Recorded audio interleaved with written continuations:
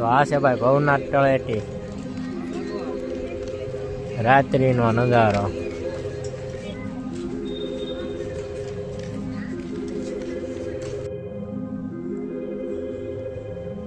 ભવનાથ મહાદેવના દર્શન કરી લેવી હવે આપણે.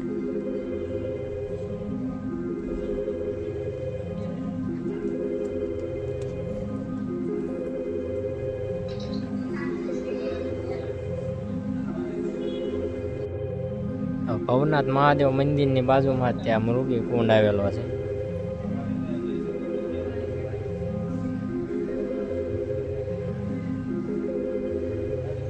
મૃગી કુંડ છે આ.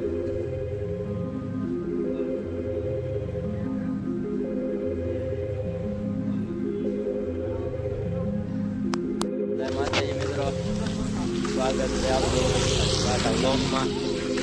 અને આજે આપણે ચડવાનો છે ગિરનાર. જ્યાં સુધી ચડાય ના સુધી ચડવાનું છે.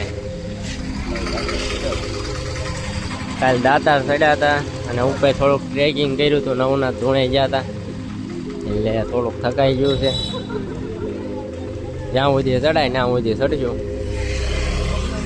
જોયા રાખો. એન્ટ્રી ગેટ છે. અહીંયા ચેકિંગ વેકિંગ બધું કરે છે. પ્લાસ્ટિકનું કોઈ વસ્તુ નહીં લઈ જવા દે.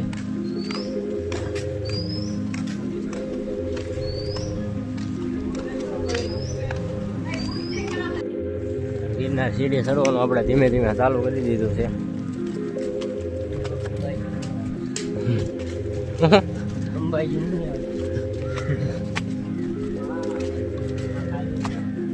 જોઈ હવે 5 દિવસ સુધી ચડી એક તો ઠીક છે.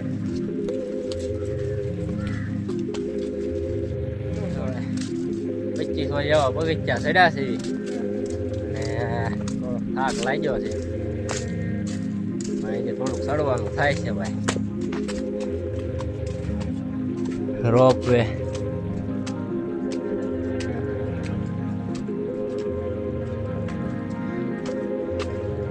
બાકી ચડ્યા રાખ્યું છે ધીમે ધીમે હિંમત કરીને.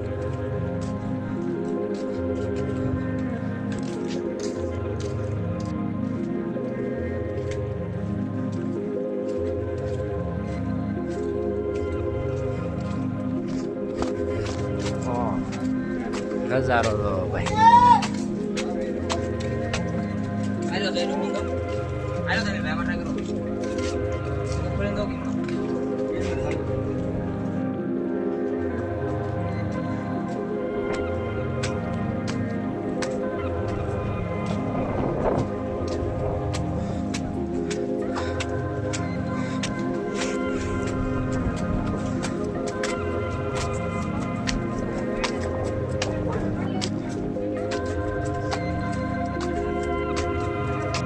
હાલો ભાઈ, ધીમે ધીમે વરસાદ હવે ચાલુ થઈ ગયો છે.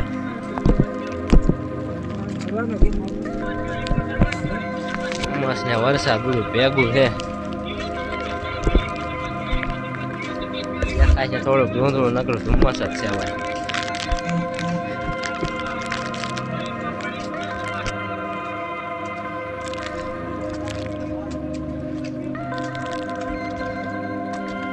વરસાદ આવે એટલે મજા જ આવે ભાઈ ચડવાની.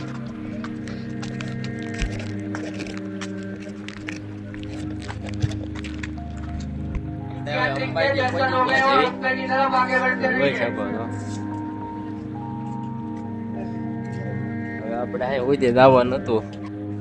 અહીં અંબાજી થી હવે આપણે ઉતરી જવાનું છે હેઠા. કારણ કે કાલે દાતાર એવું ચડ્યા હતા, નવનાથ ધૂણો ચડ્યા હતા.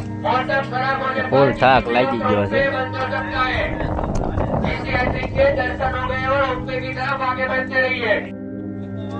જોઈ લો ભાઈ, ખાલી સ્વર્ગનો નજારો જોવો. વરસાદ ને પવન ને નકરી મોજ છે ભાઈ.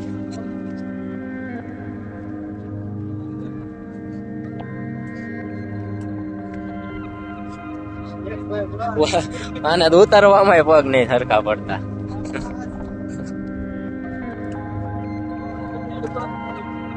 હજાર બોમ્બ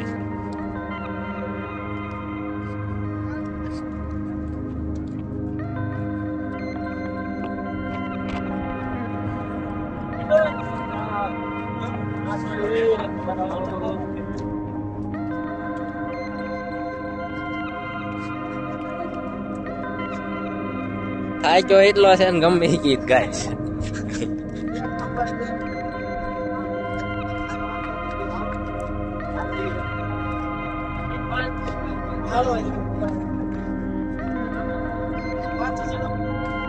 ગીરના ચડવાની તો એટલી મજા આવે પણ ઉતરવાની એટલી મજા આવે ભાઈ.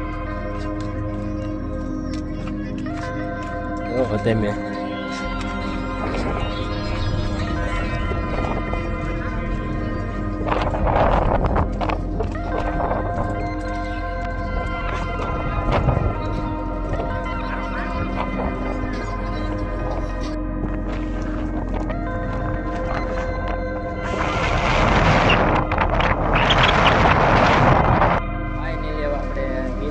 ઉતરી ગયા છે.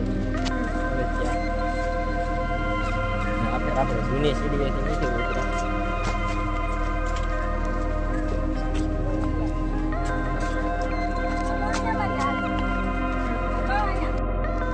તો આપણા દાતાર વાળો વ્લોગ અને ગિરનાર વાળો વ્લોગ કમ્પ્લીટ થઈ ગયો છે. તો જોઈ નાખજો. વિડીયો ગમ્યો હોય તો લાઈક શેર અને સબસ્ક્રાઈબ કરી નાખજો. બાકી હવે આપણે ઉતરી ગયા છીએ. કોમેન્ટમાં જઈ ગિરનારથી લખતા જઈજો. લાઈક શેર અને સબસ્ક્રાઈબ કરી નાખજો. હવે મળીએ આપણે આવા